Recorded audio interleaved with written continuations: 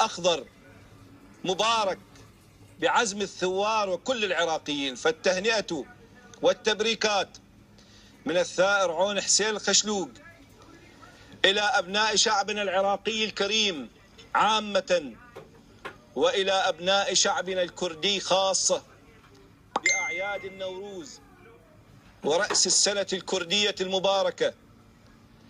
نعم، إنها ثورة مباركة ترتبط بكاوى الحداد الذي ثار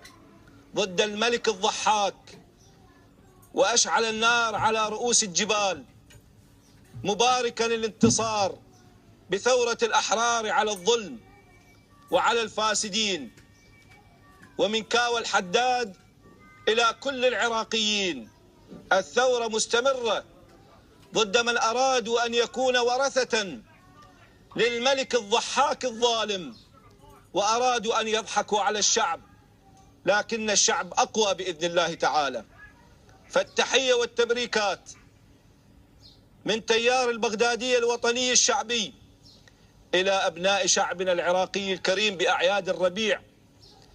والتحية والتبريكات من تيار البغدادية الوطني الشعبي إلى أبناء شعبنا الكردي بهذه المناسبة العظيمة